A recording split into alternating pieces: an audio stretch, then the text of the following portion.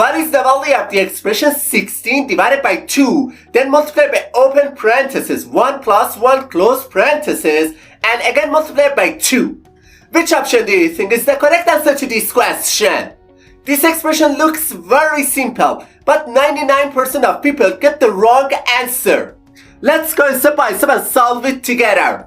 Many people, when trying to solve this question, first go for the expression inside the parentheses, because they believe parentheses have a higher priority than the other operations. So, they simplify this expression to 16 divided by 2 times 2 and again multiply by 2. And the next step, they go for the two multiplication signs that I've highlighted in yellow, because they think multiplication has a higher priority than division.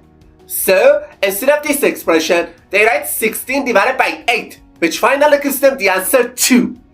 And immediately, they conclude that the correct answer to this question is option A. But, I have to say, we were tricked and it's not the correct answer to this question. Alright, now let me explain step by step how to solve this expression properly. To solve this problem, we must follow a rule that is called PEMDAS. And this rule, P stands for parentheses, E stands for exponent, M stands for multiplication, D stands for division, A stands for addition, and S stands for subtraction. We have to follow the order of operations I told you, step by step from top to bottom.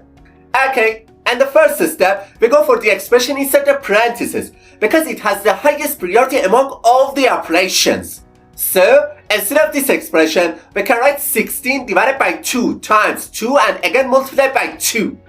Alright, as you can see on the screen, in this expression, we have one division sign followed by two multiplication signs. We must pay close attention that multiplication and division have exactly the same level of priority in the PEMDAS rule.